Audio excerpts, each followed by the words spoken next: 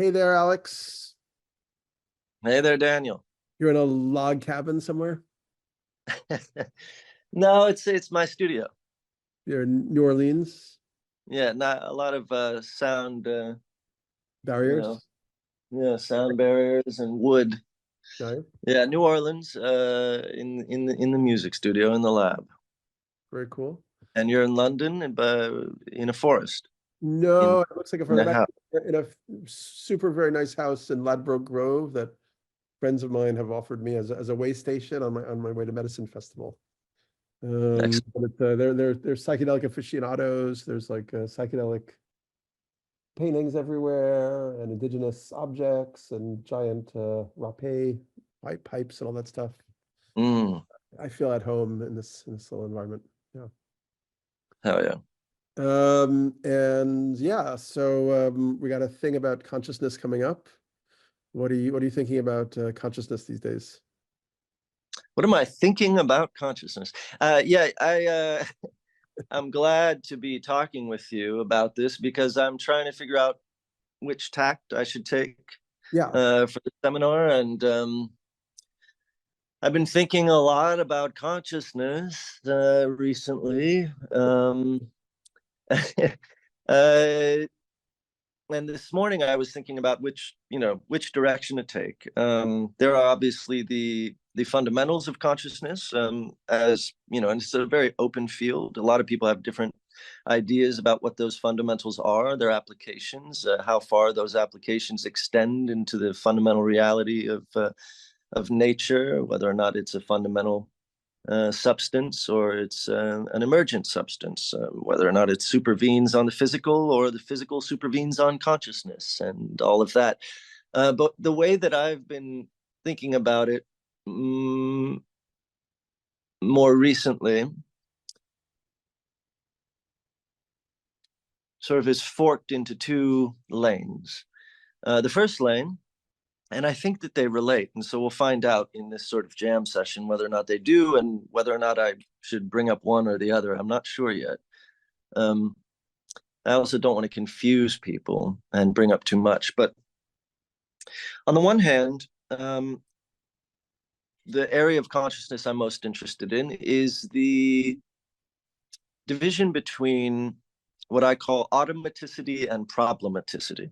So the division between packaging information in energetically highly efficient ways, which internalize external environments such that you no longer have to engage with the external environment in a quizzical way. So you're talking about like when something becomes like habit in a way, so it's like When it downloaded. becomes habit, when, as you say in predictive mind theory, you say as it becomes schematized, Mhm. such that I just have some objects around here, such that I'm no every time I pick up a shaker, I'm not wondering what is this, because that would be a highly inefficient energetic way to interact with my environment, Yeah. is to constantly be curious about what this is. And then I see another object. Now it doesn't quite look like this one. You know, it looks a little different. Um, shall I accommodate it into the existing category I have for shaker? Yeah, okay, I'm just going to accommodate it. And now every time I see this other weird shaker, it's immediately assimilated into that category. And I'm no longer interacting with my environment in a curious way. Yeah. I am interacting with it in a automatic way. Now, if I encounter something that is strange enough and it triggers a prediction error, so I'm basically predicting this is what I'm going to interact with because I have a map, a schema of the world. But if I encounter something sufficiently strange, like let's say this object, it might trigger a prediction error, right? Because I didn't predict this. And Mm. so then all of a sudden I'm in a state of problematicity. And I'm like, okay, what is this? I'm no longer automatically interacting with my environment. I'm interacting with it in terms of a problem or an error, as they say. And then I figure out, okay, all right, it does make noise. I'm going to include this in just general sort of percussive instrument category over here. I don't really even know what to call it. But every time I see it, I'm no longer going to think about it as an error. I'm going to think about it automatically because this is the most energetically efficient way to interact with my environment. Now, in terms of locating the truth, of an interaction, it has very little to do, truth, with energetic efficiency. And I'll read here just from something I wrote this morning. If you see my eyes drifting, I may be referencing some notes I made for this conversation. The process and evolution of life can be described as selecting for highest orders of efficiency.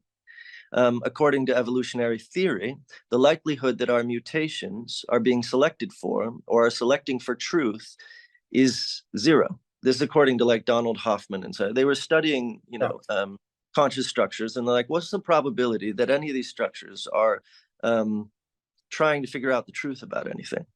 And the reality, and what they figured out is, and it makes perfect sense, is that if you have something that is simply the top-down pressures, the selection pressures on that consciousness are to make something as energetically efficient as possible and to create that energetic efficiency as fast as possible, then truth, of course, is going to kind of fall by the wayside. It's going to sort of, it's not going to be a primary concern. You're more concerned with surviving. You're more concerned with packaging this complex information as efficiently as possible. And so truth schmooth, it doesn't really matter as long as it's getting you by in the most efficient and survivalistically efficient way possible.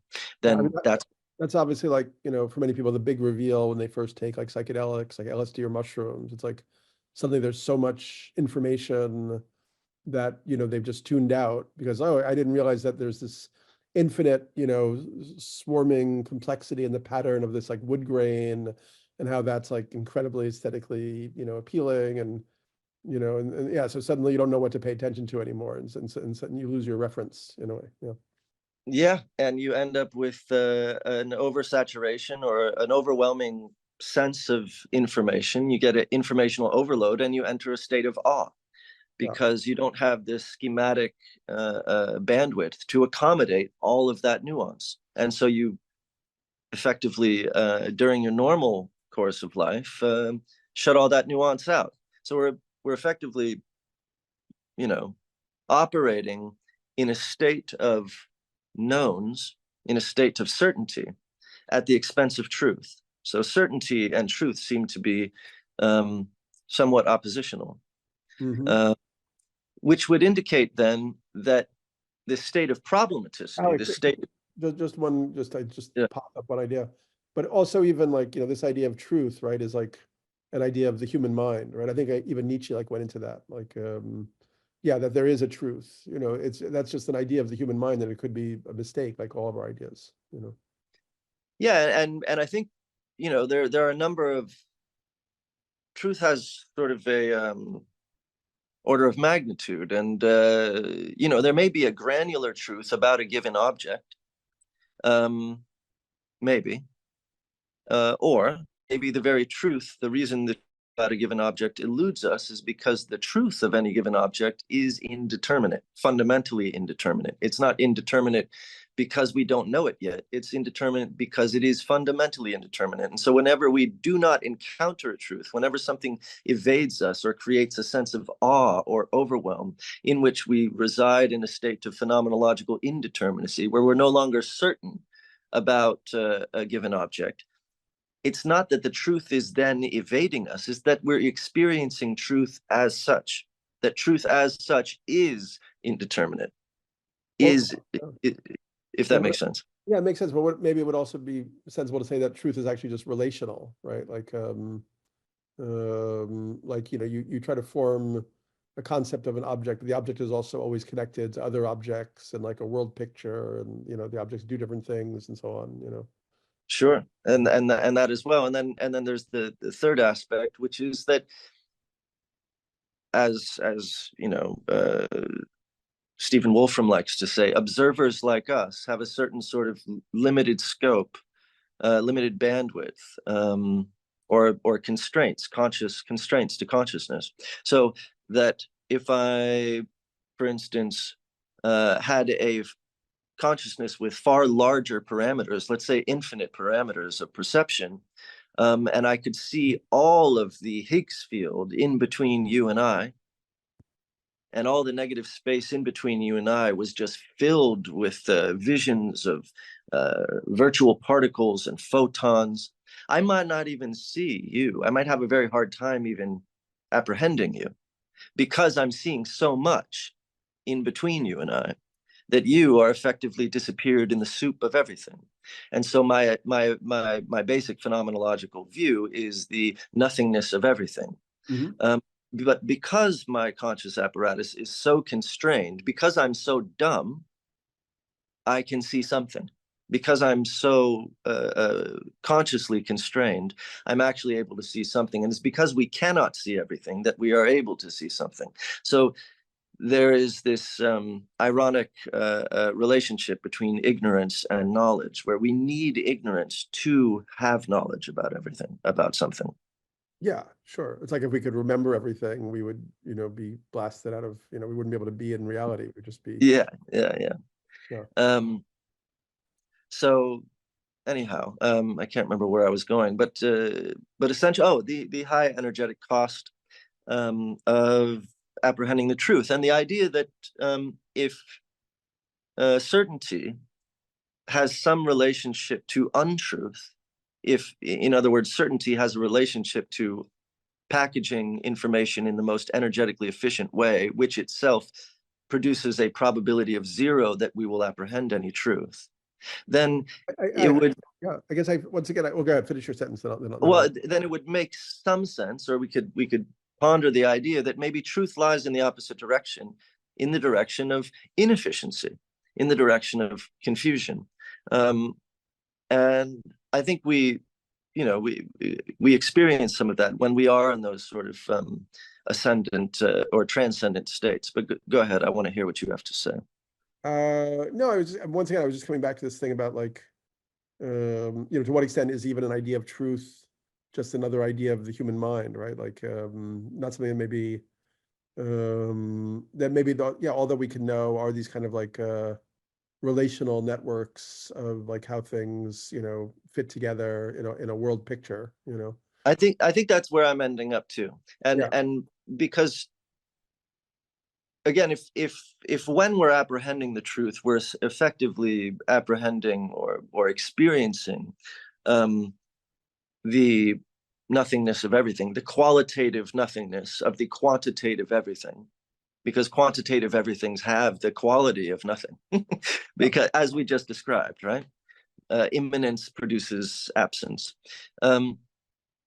Then the other way to take truth into consideration is simply the truth of the relational operation, or the relational dialectic between certainty and confusion, between states of determinacy and indeterminacy, and that the truth, quote unquote, is actually the relationship between those two things. And then, of course, the relationship between all determinate objects and their indeterminate states, so that everything is this sort of, that truth resides in relation as opposed to the quantitative interior of any aspect.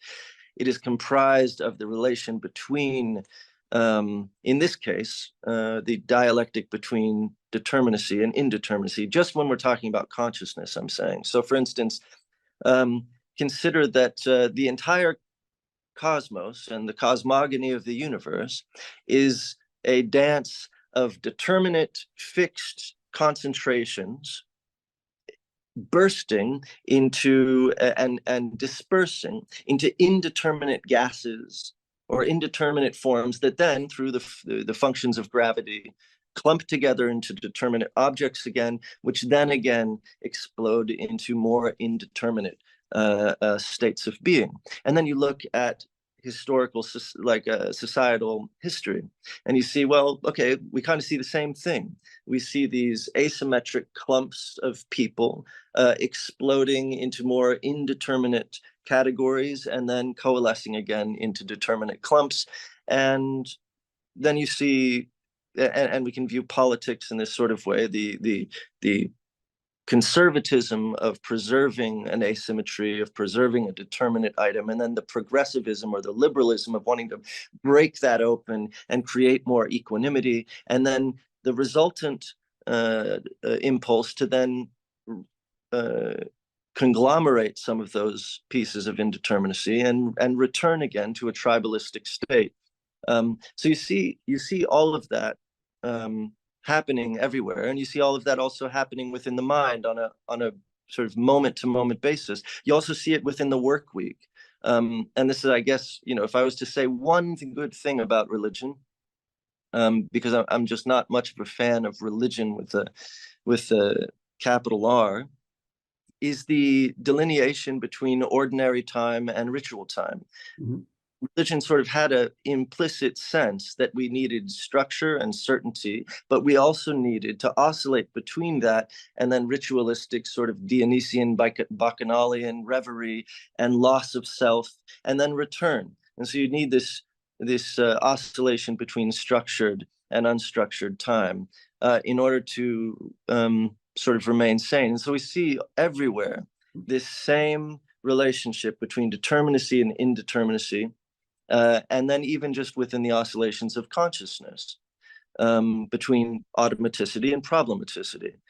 And so that general architecture, if there was a truth to anything, it would be the general relational architecture of this relationship between contraction and expansion, dissipation and aggregation, between confusion and certainty.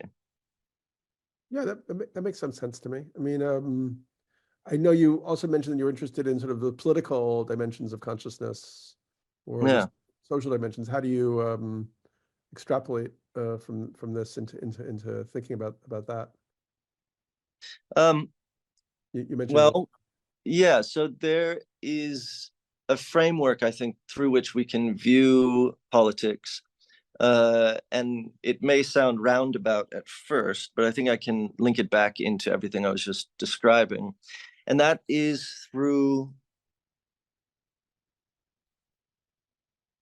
I wish I had a different way to do it, but it's through basically the lens of thermodynamics for a moment, and just roll with me for a moment. Everything I was just describing with regard to aggregation and then dissipation, between consolidation and then explosion, is a description of states of equilibrium, which is to say self-sameness. I don't mean equilibrium as in balance with other things, but I mean internal self-sameness in the thermodynamical sense. So equilibrium and disequilibrium, where that self-sameness is disrupted and then you have difference again, right? And that is also, apropos of thermodynamical concept of entropy and negative entropy, where entropy sort of dissipates energy, and then negative entropy works to sort of try and hold states of difference. So your refrigerator is basically like a negative entropy contraption that tries to maintain coolness inside of room temperature room and tries to not allow that to dissipate, right? But and so you have, while it's causing entropy outside of its while it's causing entropy or offsetting that energy elsewhere, and so that negative entropy comes at a cost. Yeah. Right.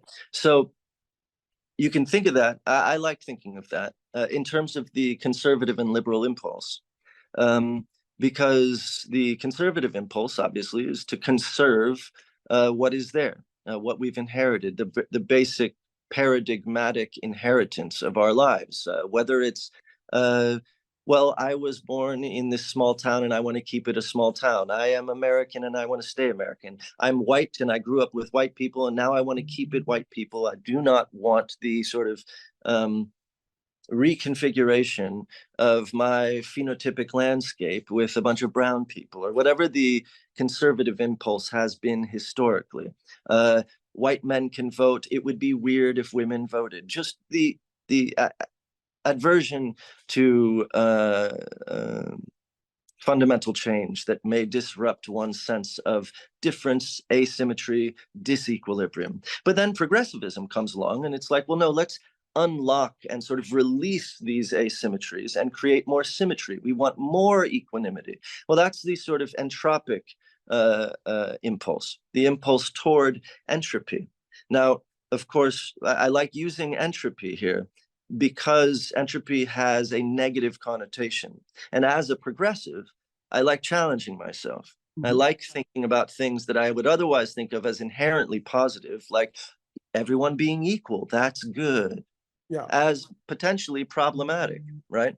And on a phenomenological level, like we just talked about earlier, when everything is the same, you actually lose the capacity to experience life, right? You need disequilibrium in order to have an experience of, for me to talk to you, for instance. If we were the same, I couldn't talk to you.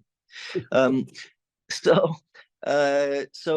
the conservative impulse and the liberal impulse can be viewed almost on a cosmological, like reflected on a cosmological scale, reflected in the sort of conscious scale. And but here's the interesting thing. When we view politics through the lens of sort of thermodynamics, all of a sudden, when we actually take a look at the platforms on the left and the platforms on the right, suddenly we realize that a lot of the ones on the left are conservative. And a lot of the ones on the right are liberal. And it's, I think, a good way. Liberal in what sense? Or I would say more radical, and that's well, no, deregulation is liberal. You know, liberating the pockets of energy inside of oil shale would be a liberation of an asymmetry, right?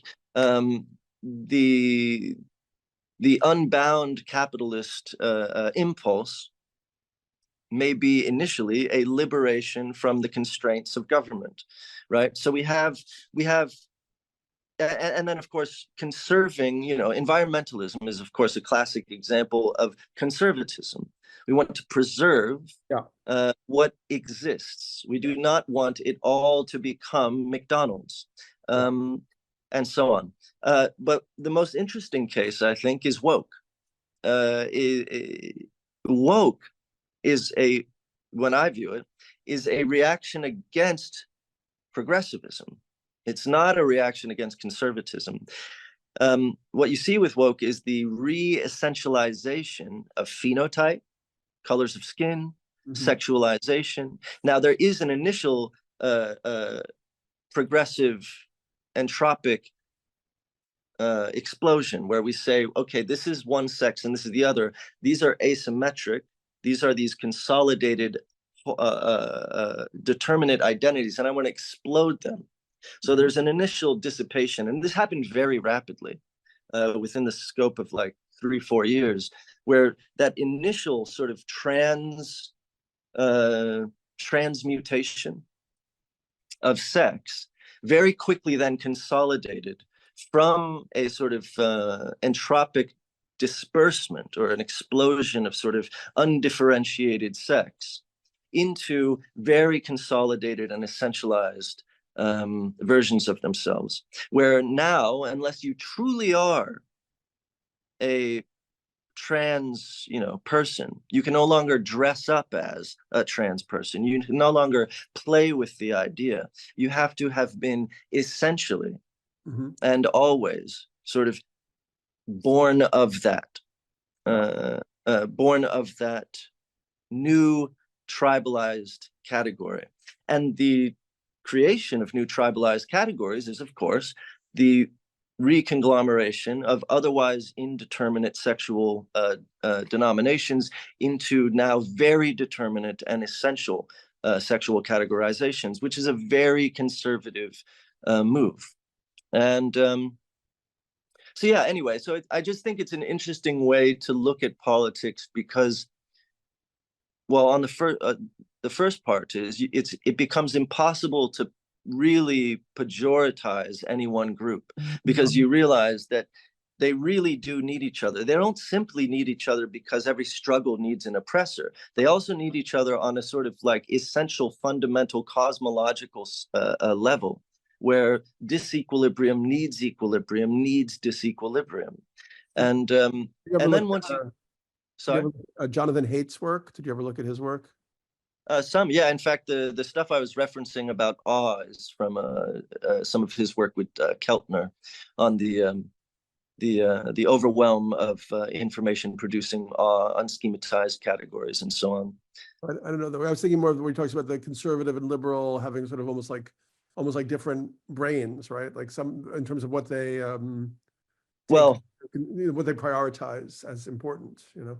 well, that's a whole nother level. And actually, that was what was going to be the topic that I was initially going to come with, which is that not only, I mean, you know, taking IQ tests aside, which I think is interesting, whenever they've studied liberal and conservative brains using like fMRI,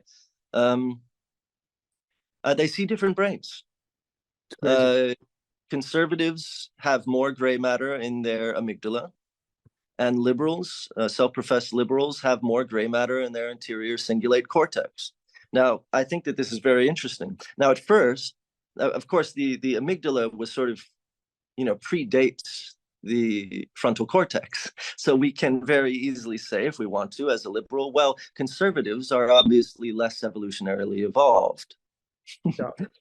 and that satisfies sort of like me. A physicalization of the Ken Wilber kind of idea. There's this sort of aerodynamics, which is moving inexorably towards like more kind of like understand equalization, I guess. Yes. And think about the way that the anterior cingulate cortex, what its function is, among many things, but is pattern matching. Mm-hmm. So think about an anterior cingulate cortex, a liberal mind in overdrive, where everything is the same. Oh, this is similar to this, and this is similar to this, and this is similar to this, and everything is similar. I'm just like the Muslim down the street. I'm just like that thief over there. I'm just like everyone. Everyone is me, and I am everyone. And all of a sudden, all the boundaries are dissolving, and the conservative is freaking out, going, no. But I just want to say that the ultimate version of the description of what you just described is also like what you find in like Tibetan Buddhism, like Dzogchen. Have you ever read any like those kind of a little bit? Yeah. Basically, it's like like everything is the same, you know, and ultimately there's only primordial awareness, and everything that arises within the you know the sort of the scope of that awareness is just, you know, illusion, dream, and all made of the same, you know, transitory, you know, matter that then dissolves back into this sort of the sameness, you know. So to make any distinction becomes completely pointless and almost laughable, you know. And I think there's a level where that is absolutely the truth. I mean, I'm completely sold on Dzogchen. I recommend this guy Longchenpa. He was like an 11th century Tibetan monk. I keep rereading one of his books. Whenever I feel emotionally dysregulated, I go to his book, The Basic Space of Phenomena, which is just a very, I can send you the PDF, but it's an incredible kind of, exegesis on this idea of like, it's like this sort of bliss of the bliss of this sort of non-duality kind of equanimity to the nth degree, you know, where it's like, it's very interesting. Anyway, sorry. Yeah. No, I mean, I think that, you know, that explains, a lot of people like to think of that bliss, that basic state of phenomena, as the level one sort of blissed out state, the drunk or monk, the state of the baby in the womb, and so on, and that we're always trying to return, that drive essentially is born of the desire to return to that state, you know, and that we're always trying to sort of eternalize ourselves in various states of stasis, whether that's being like, I am a doctor now, or whatever it is, or getting very drunk and just entering that bliss state. And that there's something wrong with trying to return to that bliss state, that it's somehow childish and so on. But I think that's wrong. I think that is the probably, if there was a truth to be experienced, it is that truth. It is that sort of basic state of phenomena. Yeah. And I think that there's a lot of evidence that not only is the universe heading toward, you know, entropy, which is to say that basic state of phenomena, the idea that the entire universe is heading toward a universal heat death, which would be the total equalization of all energy, so that all energy is the same, self-same, meaning undifferentiated, meaning exactly the very state that you just described. And then, you know, if we take that second law of thermodynamics to be true, which is that the universe is headed toward equanimity, self-sameness. And then we see, well, so is the world. If you've traveled, if you went to New York in the 90s and then you go now, you're like, whoa, what happened to all the different little pockets? What happened to all the difference? And then you travel from one city to the other, and you're suddenly like, wait a minute. When I was in Edward Sharpe and we were just traveling everywhere and touring, I'd go from one city to the other, and I couldn't tell the difference between one city and the other slowly. And it happens more and more rapidly. It's almost exponential. Everything becomes P.F. Chang's. And why is that? Now, then you suddenly look at the globalization. I'm such a New Yorker. What is P.F. Chang again? Is that like a chain It's store? like everything becomes McDonald's. It's like that Chinese. Chinese. Yeah. Everything. But maybe there's like new distinctions forming. I mean, culture is a perpetual kind of like overturning, like in a way. Of course, there's always new distinctions, but I think it's very difficult to argue that despite new distinctions, it still is two steps forward, only one step back. So yes, we create new distinctions, but we are headed toward a globalization.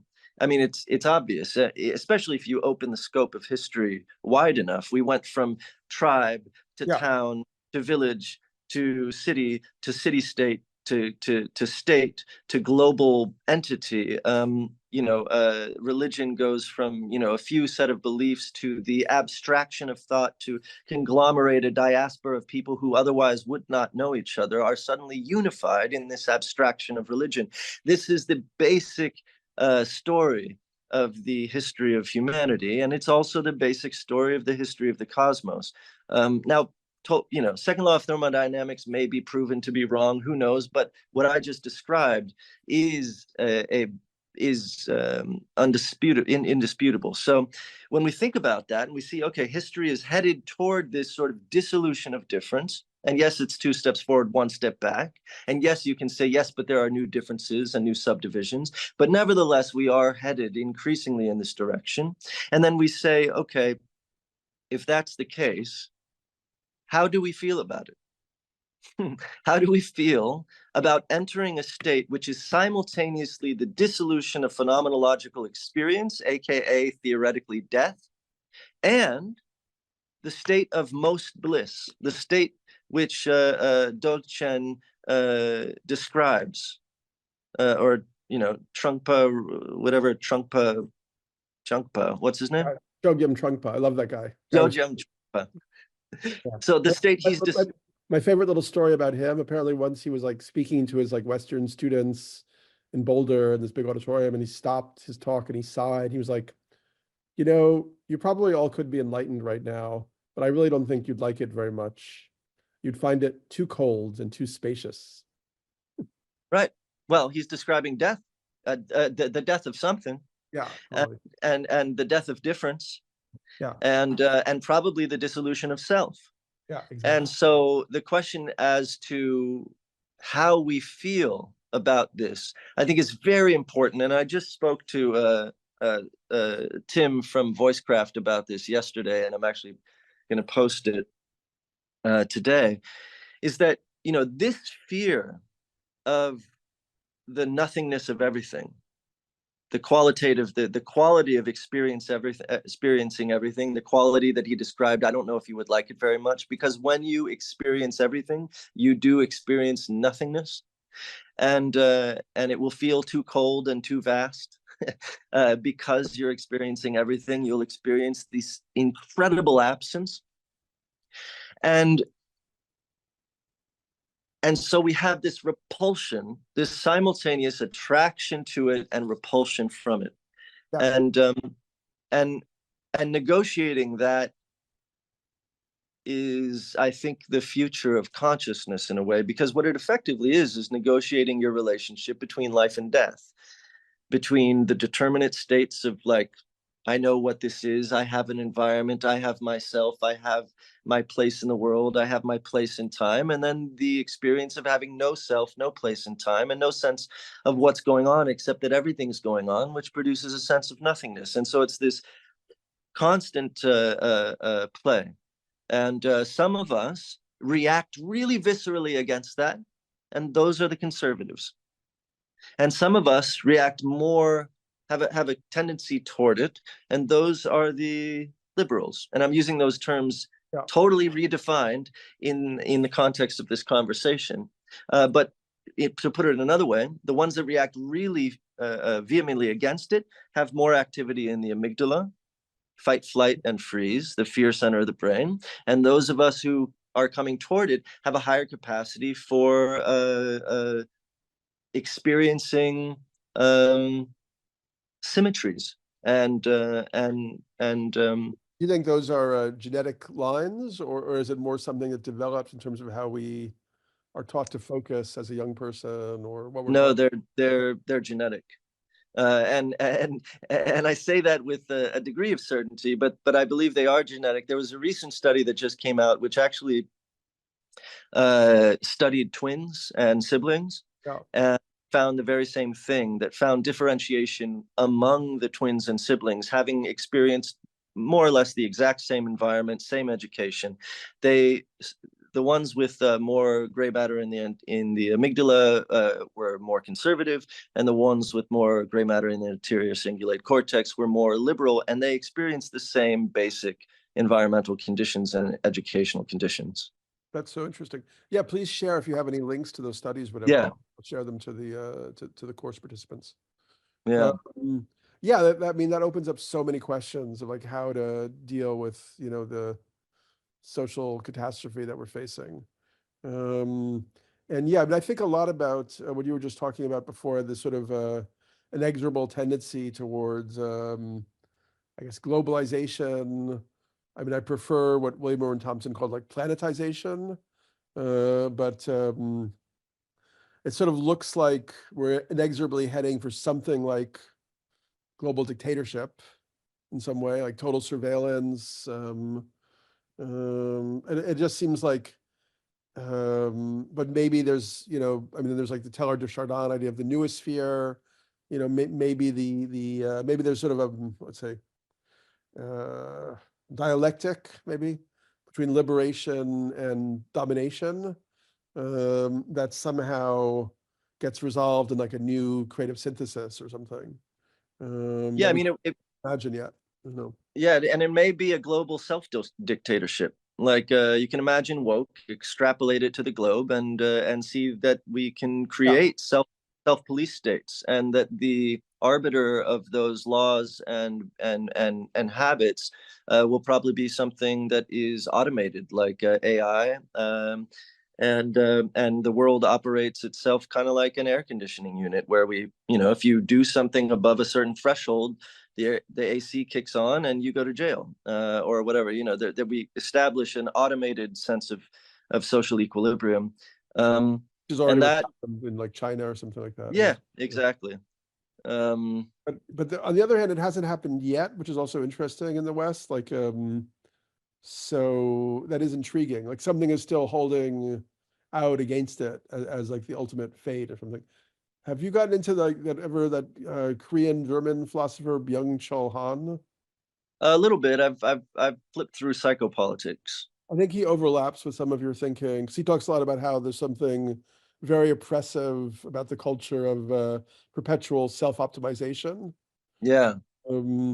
Yeah, that's right. Yep. Entrepreneurship kind of ideology where like you're always supposed to, like Tim Ferriss, so you're always supposed to be improving yourself. There's sort of like, how do you become like maximum like efficiency?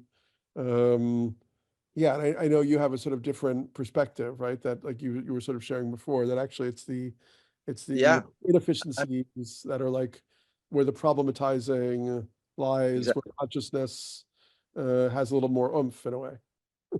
Yeah, I mean, it comes back again to efficiency and optimization are basically, optimized state is the most efficient state. And again, the most efficient state is the most automated state. And so if we're talking about consciousness, the most optimized consciousness is the one that's basically no longer thinking. Yeah.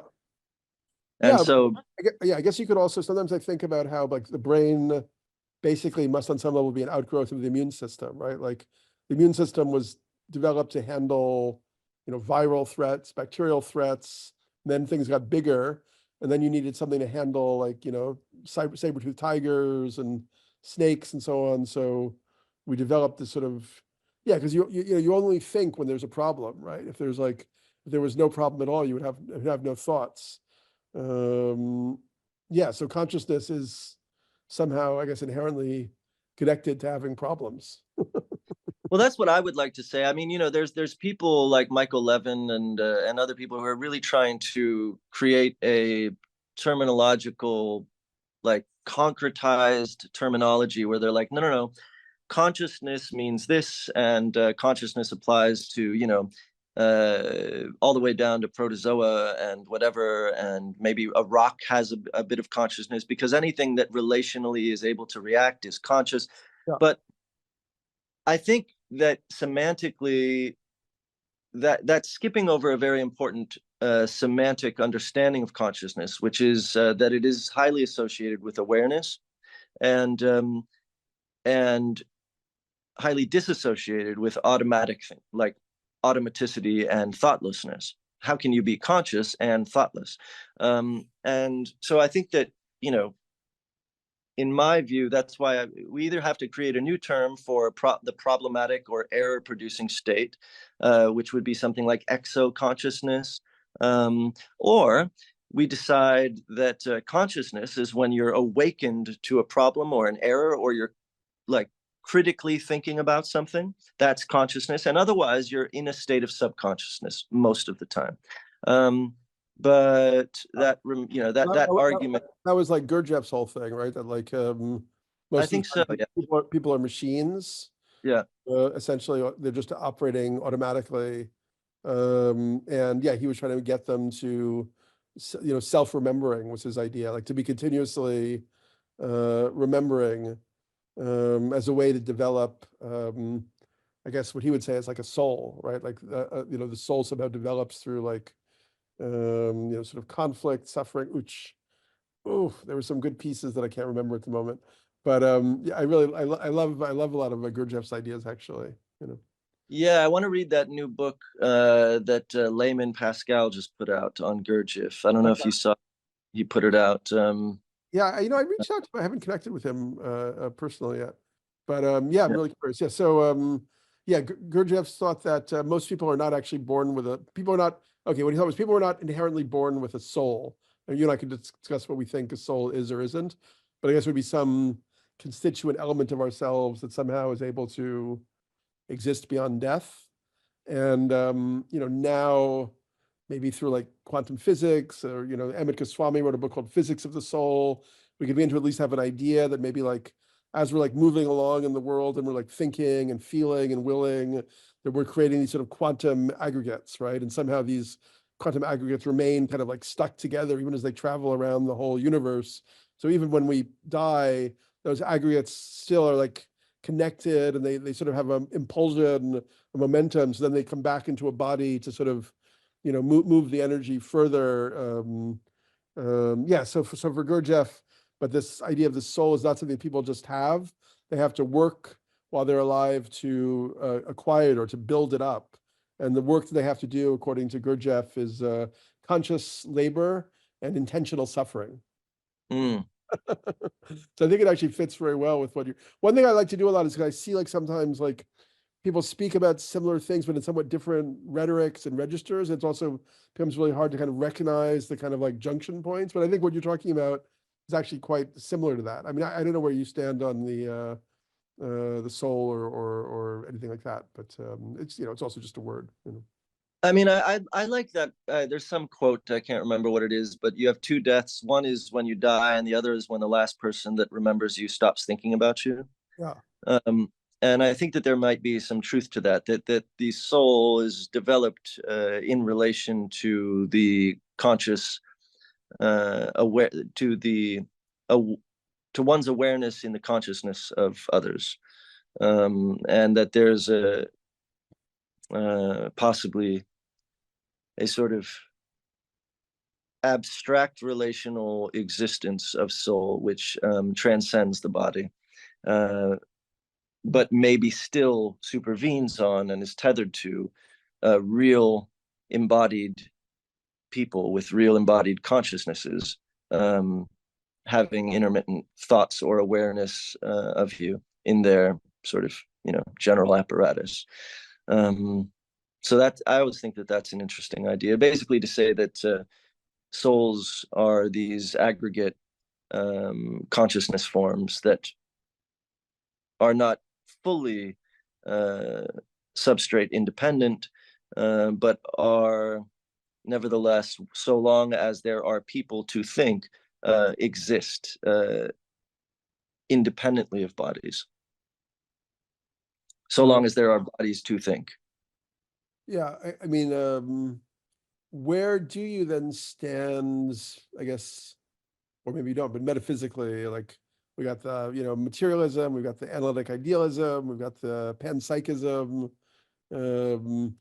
because as an idealist and also a big fan of Goswami's work and a big fan of Rudolf Steiner's ideas, yeah, I think like it could be that reincarnation, exists, or even there may be other subtler dimensions of reality that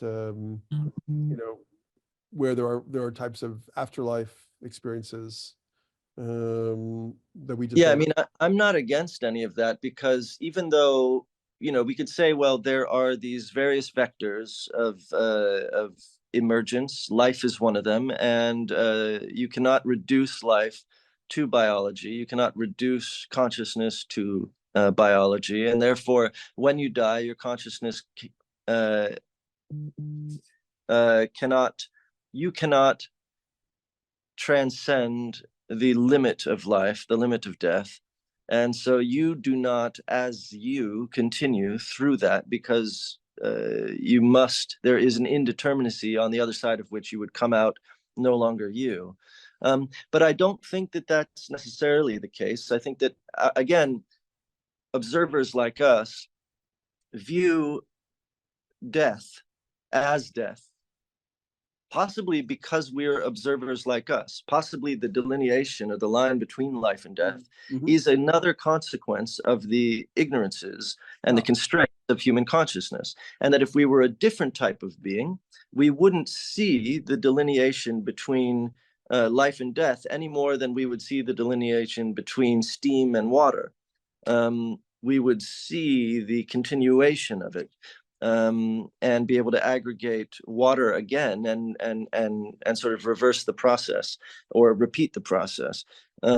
So I think a lot of it comes down to the constraint of observers like us. And so we have to almost talk in two baskets. One is the basket in which we're relegated to observers like us, which is more the scientific basket. Then the other is the metaphysical basket, where we're like, but what if we weren't observers like us, and we problematize the science?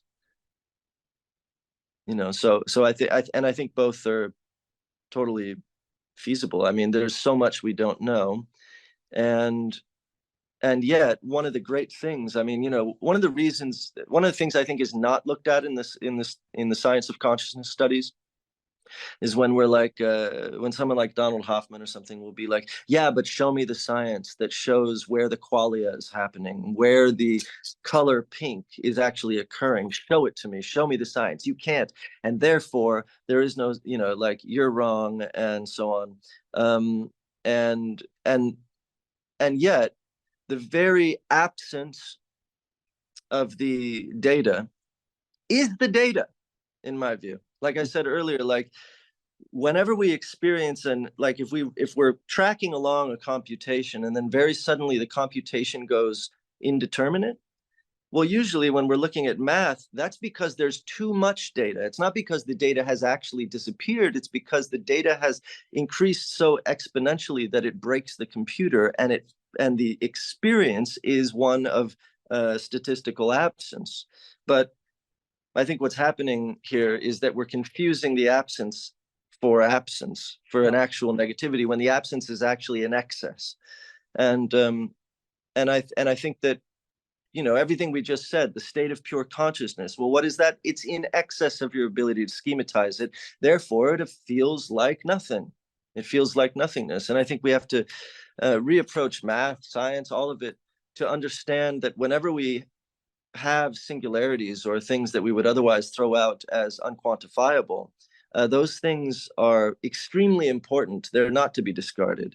as bad math. They're to be investigated and included, just like we need to include subjectivity itself in science. Have you looked at Jeffrey Kripal's work at all? He's one of No. the speakers in the seminar. Super cool. He wrote a book called The Flip, and another book called what's it called? Authors of the Impossible. Both of them really, really interesting. But yeah, he's an academic who kind of like, verified the paranormal and the supernatural, tried to create better categories for them, sort of understand how they evolved as modern, categories of understanding that were sort of like suppressed by the mainstream and so on. I think you'd be interested in his work, actually. I wanted to go back to now I'm still kind of like mulling on what for me is this sort of new idea about the different gray matter of the conservatives. And I want to go back to that too. Yes, thank you. I'm going to make a note. Yeah. Something else. Go ahead. I'm just like really curious about that. I mean, it's like it's creepy. Yeah. I mean, because it's Well, like that, like, how do you, but also I wonder if I think it's true, because it's like societies as a whole will veer from being much more liberal to much more conservative. Like the US in the 60s was like the Great Society, and like, I don't know, maybe it was always like 50-50, but look at like European societies, like Scandinavian cultures, or, where, I mean, is that just a question of genetic inheritance that they somehow have this more evolutionary oriented gray matter? well, or is it more just something that habit creates and reinforces, yeah. Well, I want to problematize what I said. So we would think, like, like as a liberal anyway, I'd be like, ha ha ha. The conservative is less evolutionary adapted, and the liberal is more evolved, and so on. But it's quite possible that progressivism is maladaptive, given classic environmental constraints, classic environmental pressures. So when we think about, being stark naked in the middle of the tundra, and then we think about progressivism, we immediately can probably grok that really being super progressive in a classically sort of Neanderthal state is probably a bad idea. You probably want like a strong leader. You probably want to have high delineations of hierarchy. You probably want things to move and operate much like the military. You probably, when shit is hitting the fan, don't want to be going on and on about your rights as a trans person in the play. Like, there's no time. You know what I mean? There's no time. Like, things are too fucked up, and survival is happening. But anyway, to say that another way to say that, I guess, would be that, yeah, I mean, as society becomes more complex and more comfortable, and more people have more access to a life that they're separate from survival requirements or privations, then yeah, then these other qualities and compassionate tendencies have the capacity to emerge.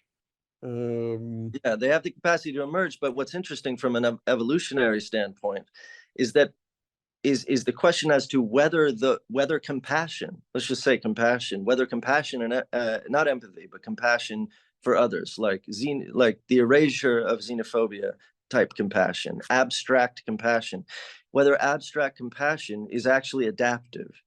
Because from an environmental view, you can argue one way or the other. You could say, well, in the context of globalism, abstract compassion is very adaptive because it mitigates existential risk. It mitigates the possibility of hydrogen bombs going off and just everybody killing each other and exploding. By having a compassion for people I don't know, and them having compassion for us, we're able to assuage, a global explosion and the decimation of humanity.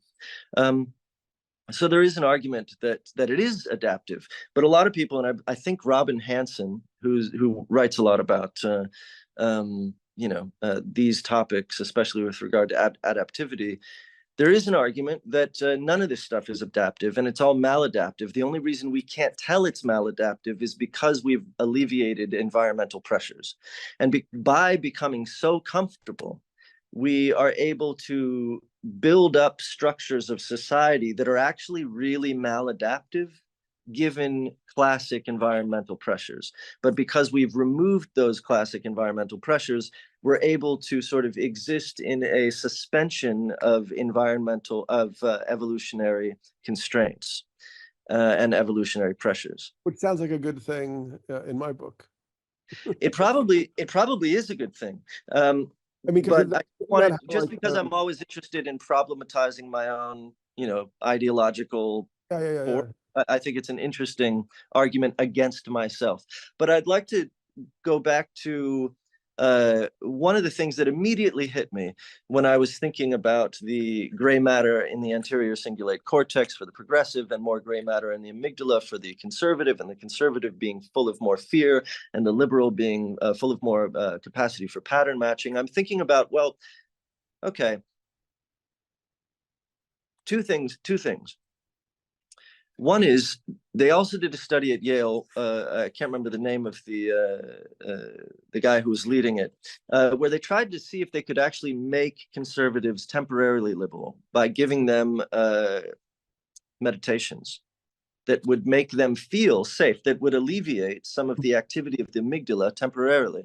And see if when they alleviate the activity of the amygdala, would the participants who claim to be conservative temporarily express themselves in a more liberal way? Because their amygdala is no longer being so sort of like vigilant. And they were able to. That's interesting. Yeah, well, that's also like the theoretical promise of psychedelia, right? Like psychedelic, like MDMA. Sure. I mean, it's been very, interesting kind of watching that psychedelic movement now, where it's like so focused on individual healing, but it's like, give ketamine or MDMA to the Iraq warrior, and then they can send them back out into the battlefield, which was not the original idea, but right. But what I was thinking is that given those studies, and given that you're dealing with someone, so now I'm let me say, me as a liberal, I'm dealing with a conservative. How to deal with them? How to get them to agree? I wonder if the opposite works. If you give people other meditations, if you make them. Oh, definitely. You get people more afraid. Post 9/11, everyone's conservative, right? So like you give someone, well, you know what I mean. People suddenly were like, yeah, imperialism, go attack Iraq. Like a lot of people that were previously erstwhile liberals were suddenly like temporarily made conservatives. So, but anyway, you're thinking about, okay, I have this conservative I'm dealing with. I have a whole swath of them, and I really want them to agree to more liberal policies. I want them to stop cock blocking my progressive values. What do I do? Well, maybe I need to make them feel more safe, because when they feel more safe, they're more inclined to act more liberally. So what would be the most progressive tact I could take? Build a wall. Maybe I need to build a wall. Maybe I need to make them feel more more safe, so that they'll more inclined to act progressively. Now, what are the problems with building a wall? Well, the liberal would say, well, the wall would do nothing. It would be purely symbolic. Well, geez, that sounds perfect. It would literally do nothing, only be symbolic. Perfect. Why would that not be then the perfect progressive gambit? And I guess what I'm saying is, when you're dealing with a kid who's afraid of the dark, and they got more activity in the amygdala, and they're not evolved yet in their own consciousness to understand that it's just the lights going off. The lights will come back on. That the lights going off doesn't mean there's now a boogeyman in the corner. Well, what do? You put up a night light. You do some measure which gives them a sense of safety, and you gradually bring them into the light, or in this case, the darkness. Now, why not do the same thing with the conservative? Why not treat the conservative as our little sibling and bring them slowly into the safety from which they would act more progressive?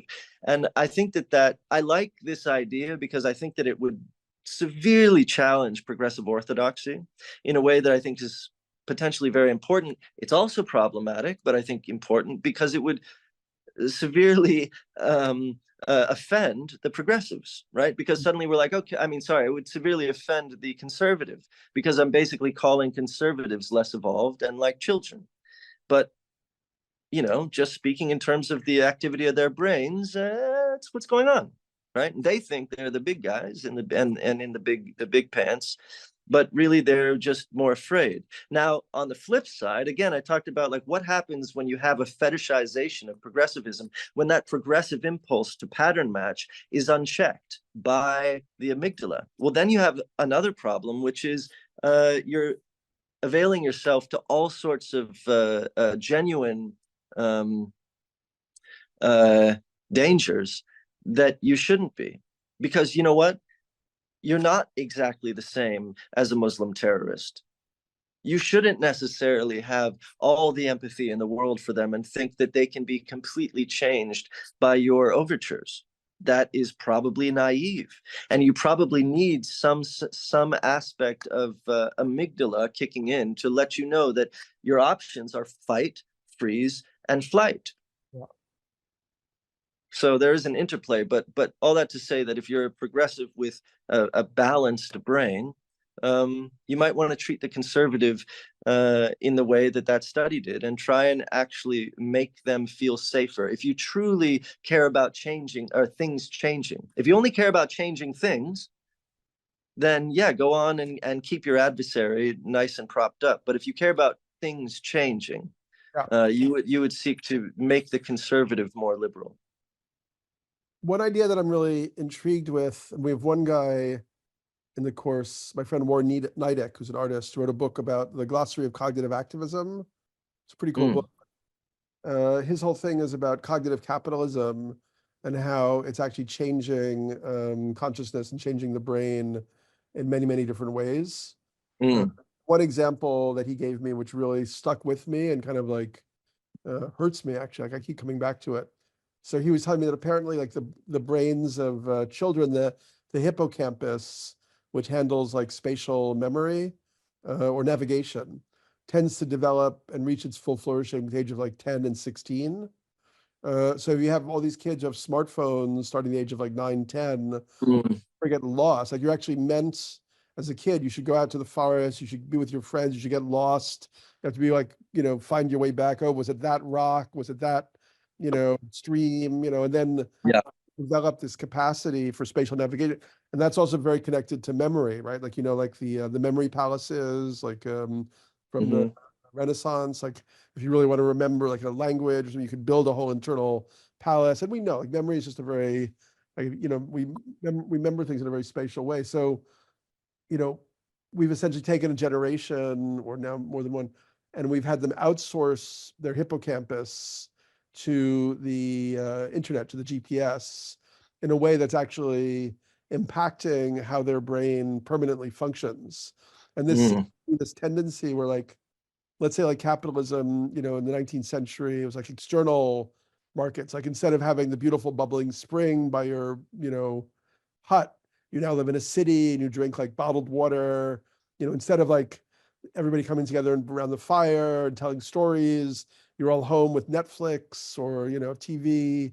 So we take these things that we all used to do for ourselves and we turn them into markets. And that's how, because capitalism is driven by underlying insecurity and debt, so it has to keep creating new markets to keep monetizing stuff. But now we're out of external markets because we've globalized the whole world. So the new market is the internal market of how you take aspects of our cognitive functioning and outsource them permanently to the internet and make people more and more impaired. So for instance, like with AI, now people's like basic reasoning function will be like, instead of like, write a paper about William Blake and Shakespeare or their idea of like the imagination, you'll be like, ChatGPT, write me a first draft of a paper on, and so like, I'm finding this like very, very terrifying, actually. Like, so I guess curious what you think of this whole, thought construct, which for me is like one of the inspirations for doing this course in a way is just get this idea more anchored and more out to people, but also kind of like, what do you think about the sort of evolution of consciousness over the last decades in relationship to technology and social media, now artificial intelligence, and yeah, the political and social dimensions of that. Well, my first thought is to problematize what you said in the context of our discussion about the phenomenological base state. So if, just as a thought experiment, if I offload all of my cognitive functioning to the cloud, I am left with nothingness.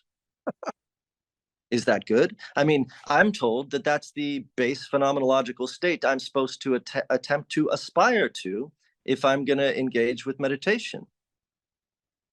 I have had that thought also. I've gone down that rabbit hole.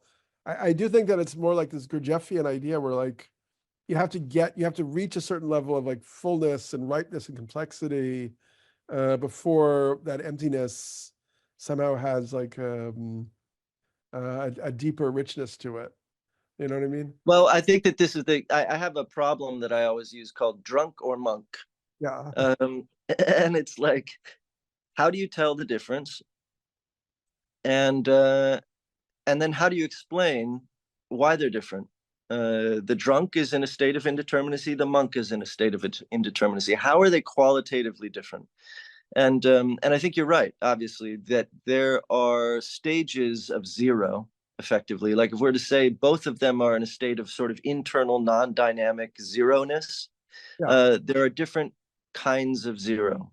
And they have different qualitative, not only do they have different qualities, they have different external effects. So, you know, the person in the zone, let's say Michael Jordan, when he's at his peak in the zone, the ball is just an extension of him. He's no longer thinking. He's in the monk state. And you compare him to a drunk. Internally, they may be isomorphic. They may be identical because they're both in a state of indeterminacy. Neither can tell the difference between themselves and the ball. But externally, one is hyperdynamic and the other is just, non-dynamical. And so there's a state in which, the monk who has really studied and gone through the many levels of saturating different levels of mastery and attainment and acquisition and continues to enter new levels of indeterminacy will acquire external capacities that continue to differentiate him from the drunk. And usually the answer to the drunk or monk question is very simple, because you can simply tell the difference. You can simply tell the difference just by experiencing them, even if they're doing the exact same thing. So anyway, but yeah, and I think that the offloading of our capacity to AI, to these various things, offloading of our memory, offloading of our sense of time and space, our direction. I've certainly suffered from that myself. I used to have a supreme direction, and I've basically offloaded it to GPS. And I think it's sad for me. I can only talk about how it feels. It feels sad. And yet, if we look at the idea of the global brain, or we look at the idea of a singularity, you're always going to look at it from two sides. One, and singularity always entails the loss of the determinate in favor of a unified indeterminate. So you have all these different things, and they're different, and you and I are different, and we're experiencing our different capacities, and then all of a sudden, toward a singularity, they all glom into a singularity. And at that point, the singularity is defined by an internal unity, which means an internal indeterminacy. So I've lost all my different capacities in favor of a singular capacity. And that's why transformation is always a loss of some kind. And so I hesitate to say that it's necessarily a bad thing. I can say that it makes me feel sad.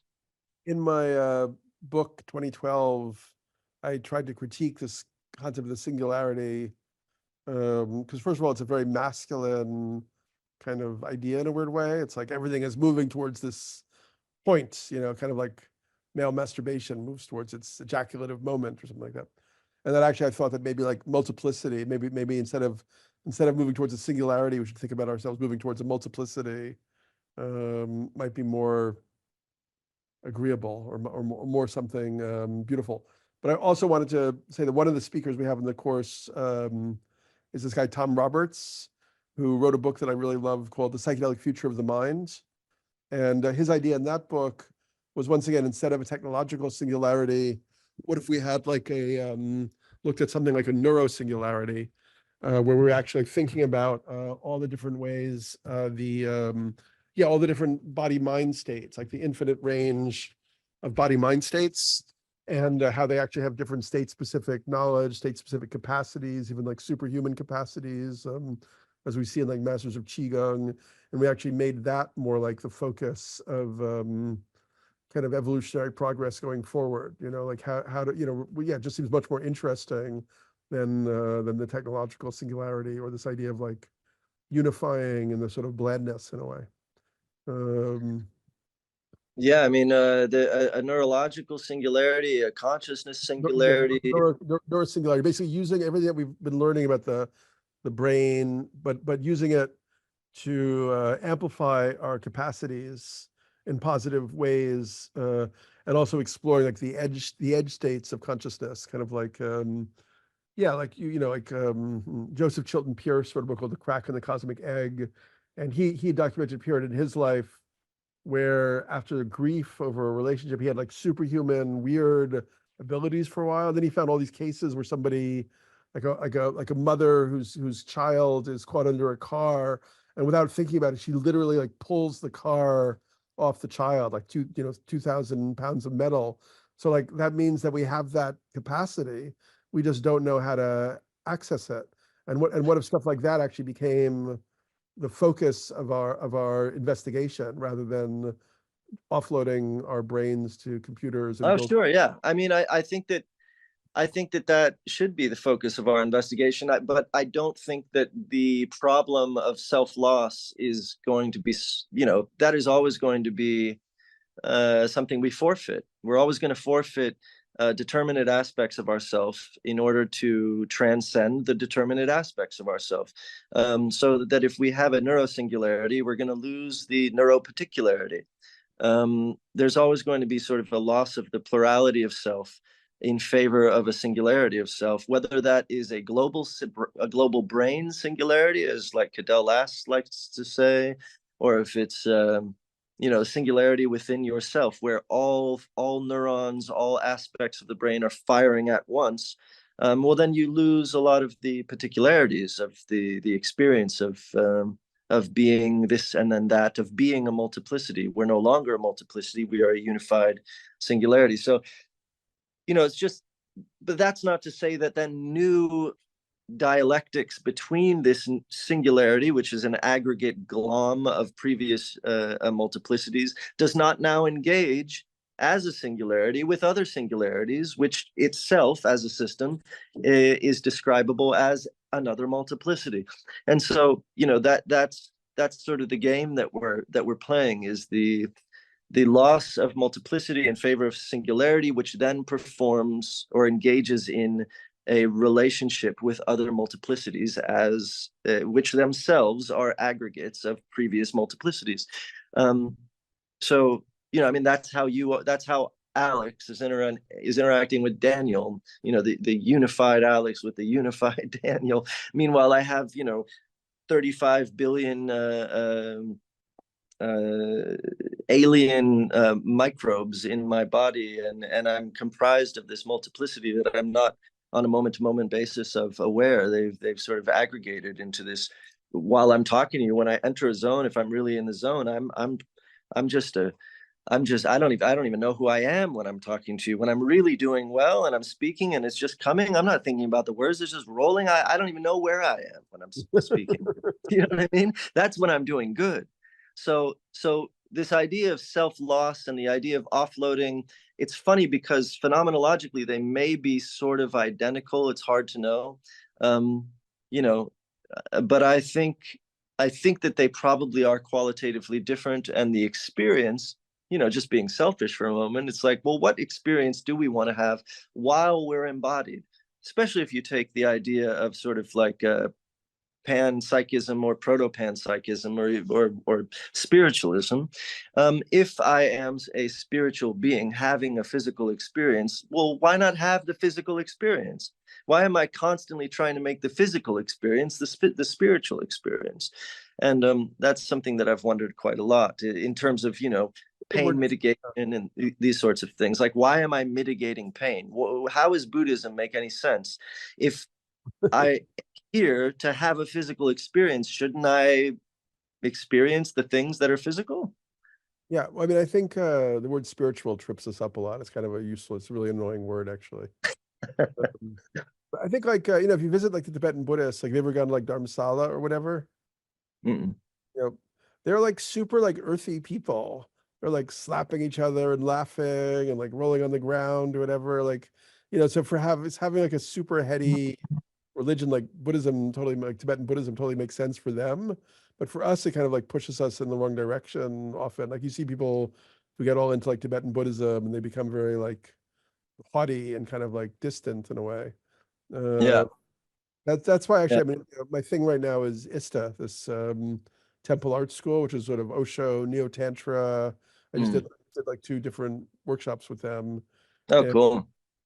yeah, like going more into feeling, going more. I mean, that's like my now life journey in my near future. I want to go more into feel. I mean, I did the first one, and all these people were like sobbing and crying all the time. It's like, fuck, I cannot fucking cry to save my life. The second one, which I just did, I finally fucking opened the channel through like a very like intimate like transmission during a kind of sacred sexual spot massage, and this, or whatever you call it. It's not even exactly the right word, but anyway, I just finally broke through and was like weeping, and now I feel like I have the fullness of my emotional body back after like many. Wow, It's like, that's great. yeah. So Yeah, I think but yeah, somatic shit is I mean, I love somatic everything is just, that's where it's at. So, I mean, yeah, that's another aspect of this is like consciousness, schmonsciousness. Like, what about the body? Where's I consciousness in the think that is body? part of the future of consciousness is that Yeah, is somatic return and yeah. uh, yeah, being more our complete fullness. But I think also, yeah, like this idea of getting away from the singularity idea. Let's think about multiplicity. Let's think about local cultures, um, like morphogenetic fields, like when you visit a culture like the Kogi or the Shipibo, and they actually have like magic, like you experience, and I experienced that actually in the ISTA workshop, magic, like it's just real. Um, and it happens because, as humans, if the universe is consciousness, which I think it is, we are conduits of that consciousness. And when we create cultures, when we are in reciprocal relationship with local environments, we weave morphogenic fields that actually allow for different things to happen.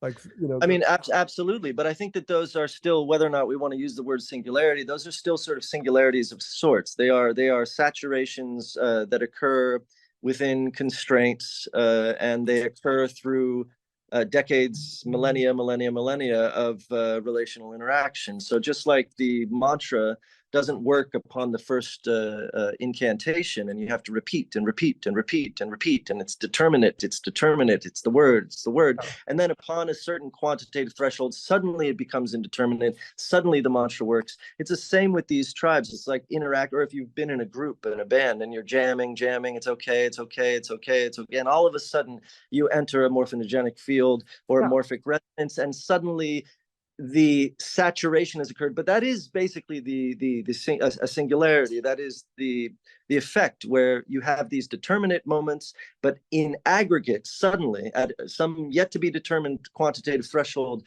a new qualitative shift occurs, and that suddenly unifies you. And that is basically a singularity in my view. But it can occur locally much easier and more readily than it can occur globally. But there's nothing to say it can't also occur globally. yeah. So Maybe yeah. so then, I mean, yeah, I guess you're using this term in a different way, but I mean, maybe that's like a beautiful. I think part of our problem right now, is that we don't have a good mythological construct for where humanity goes. That's like super awesome, you know, because like Well, I mean, technology. that's a whole No, but I that's a mean, whole Let me just That's finish. a good. Let me Oh finish. no, sorry. Go ahead. Yeah, yeah. The technology is not really taking us anywhere super awesome. Like this idea of like, losing our ability to spatially navigate, kind of becoming this sort of amoebic, kind of like, in some ways, it's a little bit like this undifferentiated Zen state, but it's kind of very, it's a kind of immature, kind of like, that's a very unpleasant future for humanity. But if we have more of this idea, like I was trying to look for this Jacob Boehm quote about how like, God's life is play. So basically, the existence of humanity is, creativity and play. And, if we were to allow ourselves to recognize the preciousness of like local singularities, you would call them, or local cultures, these local weaves of morphogenetic fields, how fascinating for a future for us where we recognize that we have this ability and we can form these local aggregates and build these singularities, whether it's like sexual utopias or psychic capacities or, weaving, new things into being. Then suddenly we're like opening up a whole different landscape for where humanity could go in the future. You know. Sorry, I have to pick up my kid here in a second, but Okay, I we've totally got, agree. I totally agree with that.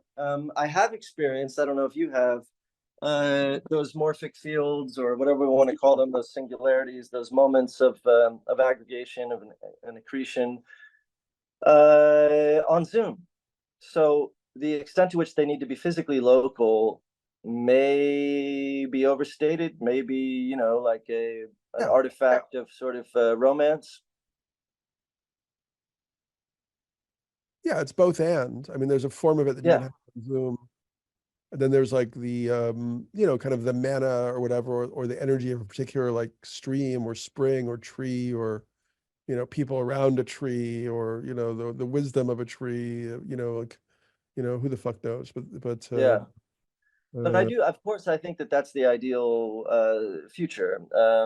If we can get there without going full-blown fundamentalist, that would be great. Because the problem is once you create these little groups, then suddenly you want to hold on to them and you want to make sure that they sustain themselves. And in order to sustain themselves, you got to be xenophobic. And in order to sustain themselves, you got to gatekeep and so on and so forth. And then suddenly you are essentially living your life in fear of dissolution, and that can be problematic too. So, I love this because normally I'm the pessimist in the room, and right now I'm being the utopian optimist. you're the pessimist. Everything you write about is so full of optimism. Oh, thank you. Yeah, I feel like a pessimist. I do feel like the pessimist. So I'm and you changed me. No, but I'm also just like being cautious. I can't, I always like seeing both sides of the coin because it's otherwise I'm going to have to run into the other side of the coin after, down the street, and I'd rather just do it right away. Totally. But yeah.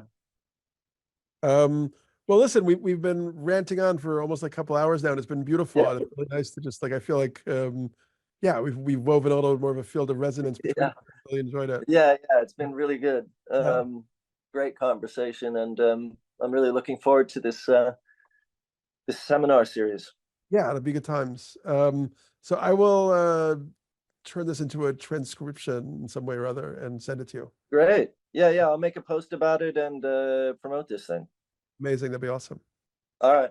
And by the way, and also I'm really looking forward to one of these years or days meeting you in person. I can't believe how long we've been, I know, it's funny. zooming. We've been zooming a lot. About that. Yeah. I feel like I'm about to go into a more like mobile stage in my life. Like I just enjoyed this traveling I've been doing so much. Maybe I'll hop down to New Orleans and say hello to you there. Yeah, you should. Okay, Alex, great. Have a great day, and we'll talk All soon. right. Talk soon.